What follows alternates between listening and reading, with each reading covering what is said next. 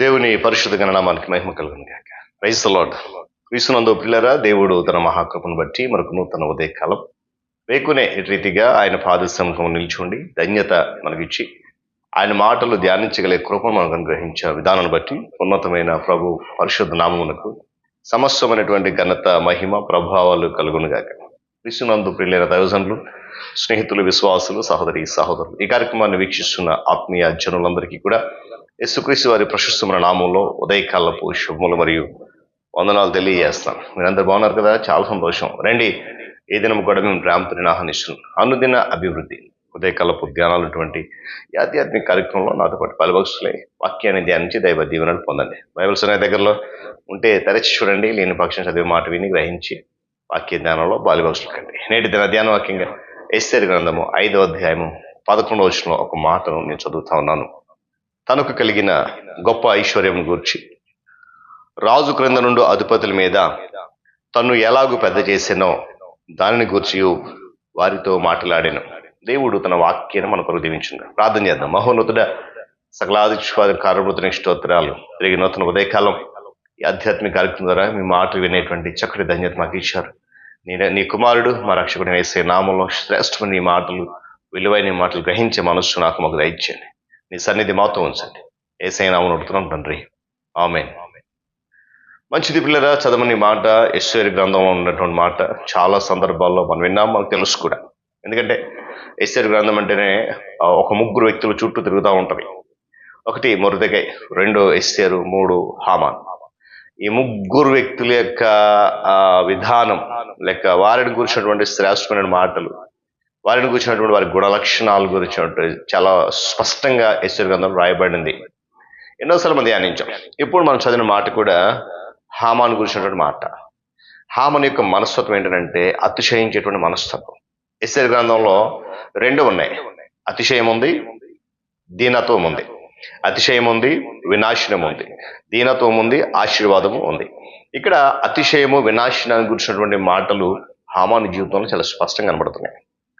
అయితే ఈ 2 విషయాల గురించి, అతిశయము, వినాశనం, దీని గురించినటువంటి మాటలు పరిశుద్ధ గ్రంథంలో సవివరంగా చాలా స్పష్టంగా వ్రాయబడ్డాయి, చర్చించబడ్డాయి కూడా.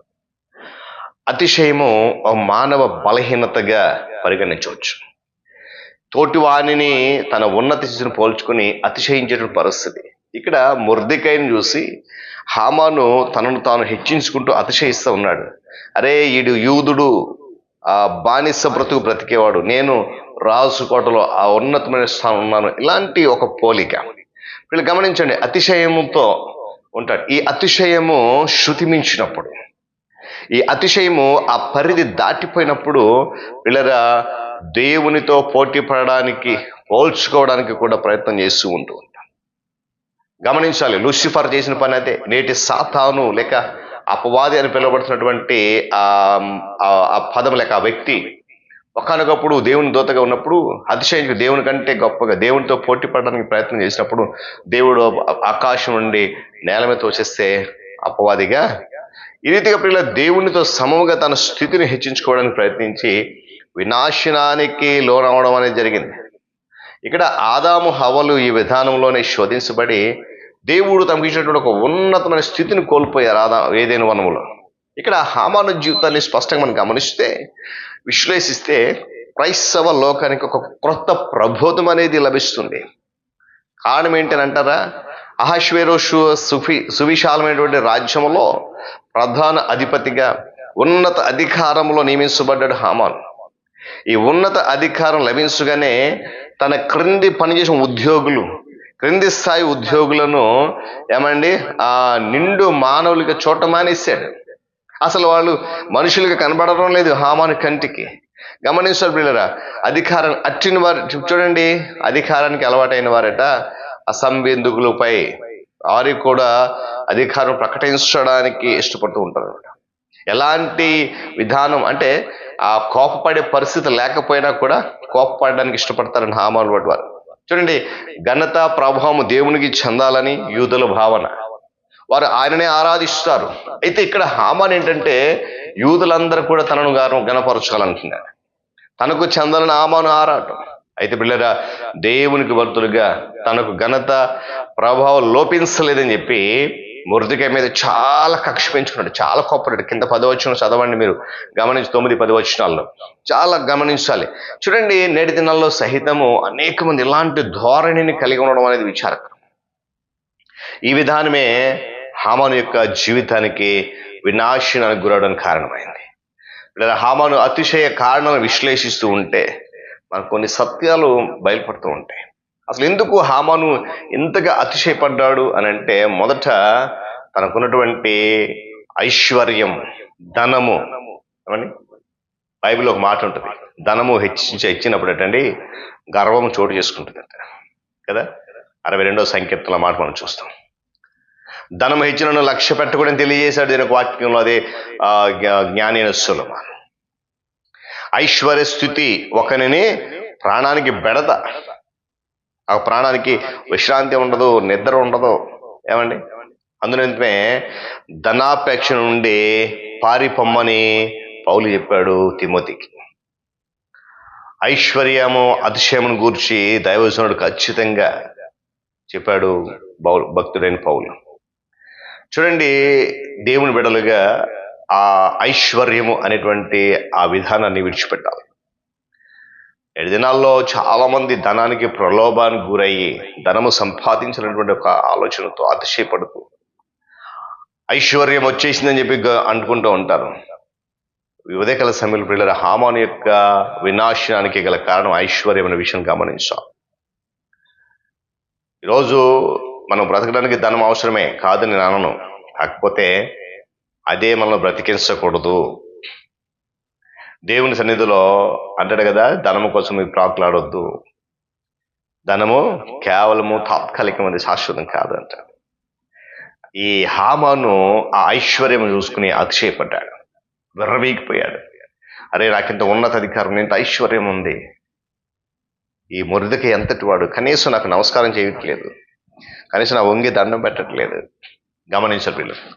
ఇక రెండవ విషయం ఏంటంటే, హామానుకు ఎక్కువ మంది పిల్లలు ఉన్నారట. పర్షియా రాజు ఎక్కువ కుమారులు ఉన్నటువంటి కుటుంబాలకు బహుమతులు పంపడం ద్వారా సత్కరించేవాడట. ఎందుకంటే దేశంలో ఉన్నటువంటి యవనస్తుల సంఖ్య పరోక్షంగా సైన్య శక్తిని ప్రభావితం చేస్తుంది. ఇదే తలంపు కీర్తనకారుడు 127వ సంకీర్తనలో రాశాడు. ఈ రీతిగానే పిల్లల హామాను తన కుమారుని బట్టి గర్వించాడు, అతిశయపడ్డాడు. నాకు ఎంతమంది కుమారులు ఉన్నారు, నాకేంటి కదా. ఆయనకు 10 మంది కుమారులు ఉన్నారట. 9వ అధ్యాయం 7వ వచనం చూడండి. కుమారుని బట్టి గర్వించవలసింది, కానీ ఈ లోకము వారి ఉనికిని బట్టి గర్వించవచ్చు. దేవుని రాజ్యంలో వారి ఉనికిని బట్టి మనం గర్వించాలి, కానీ లోకంలో ఉన్నతులైనందుకు గర్వించకూడదు. ఇక్కడ హామాను యొక్క జీవితం అదే. అన్నాడు కదా, తను గర్వించే కలిగి గొప్ప ఐశ్వర్యాన్ని గురించి అతిశయించాడు. రాజు తనకి అధికారం గురించి అతిశయించాడు. తర్వాత మనం చదివిన మాట అదే. రాజు కింద అధిపతుల మీద, రాజు సేవకుల మీద హెచ్చించాడట హామానుని. ఎంత గొప్పగా చెప్పుకుంటున్నాడు. ఇంకోటి ఏంటంటే తర్వాత వచనంలో, అంతేకాదు తెలుసా మీకు, రాజుతో పాటు నన్ను మాత్రమే రాణి విందుకు పిలిచింది, ఎవరికి కలుగుతుంది ఆధిక్యత. ఎంత అతిశయించాడు పిల్లరా. అతిశయమే హామాను యొక్క జీవిత వినాశనానికి కారణమైంది. ఆ తర్వాత మీకు అందరికీ తెలుసు, హామాను మొర్దెకై కొరకు ఊరికై సిద్ధం చేయించాడు. తిరిగి అదే ఊరికై మీద హామానుతో పాటు తన కుటుంబం అంతా కూడా వినాశనం. ఈరోజు ఉదయకాల సమయంలో పిల్లరా, నువ్వు దేన్ని బట్టి అతిశయిస్తున్నావు, దేన్ని బట్టి గర్విస్తున్నావు? ఒకవేళ నీ అతిశయము వినాశనం దారితీస్తుందేమో, నీ గర్వము పడిపోవడానికి దారితీస్తుందేమో. నేను వాక్యం నిన్ను నన్ను గద్దిస్తుంది. ఈ ఉదయకాలపు వాక్యము ద్వారా మనం సరి చేసుకుందాం. కేవలము నిన్ను నన్ను ప్రేమిస్తున్న దేవుని బట్టి, మనం నడిపిస్తున్నటువంటి వాక్యాన్ని బట్టి, మనల్ని కాపాడుతున్నటువంటి ఆయన కృపను బట్టి అతిశయపడదాం. అనేకులకు ఆ కృప అతిశయాన్ని పరిచయం చేస్తూ ముందుకు కొనసాగుదాం. పరిశుద్ధాత్మ దేవుడు సహాయం అనుగ్రహించును గాక. ప్రార్థన చేసుకుందాం. మహోన్నతుడా, సర్వాధికారి, సర్వశక్తి మొదటి స్తోత్రాలు. తిరిగి నూతన ఉదయకాల సమయంలో నీ మాటలు మేము ధ్యానించాం. విత్తమైన ప్రతి మాట వింటున్న బిడ్డలు అందరి జత ఫలింపింది. నిజమే, మేము లోకమును చూసి, లోకం ఉన్నటువంటి దానిని బట్టి, లోకం ఉన్నటువంటి నాయన ఉనికిని బట్టి అతిశయిస్తున్నాం. మేము అలా వద్దు, అది వినాశనం అని హామాను జీవితం ద్వారా మాకు తెలియజేసానికి స్తోత్రాలు. విత్తబడిన వాక్యము అందరి జీవితంలో, వింటున్న ప్రతి బిడ్డ జీవితంలో ఫలింపచేయండి. నూతనగా మీ సహాయాన్ని గ్రహించండి. ఘనత మహిమ మీరు పొందండి.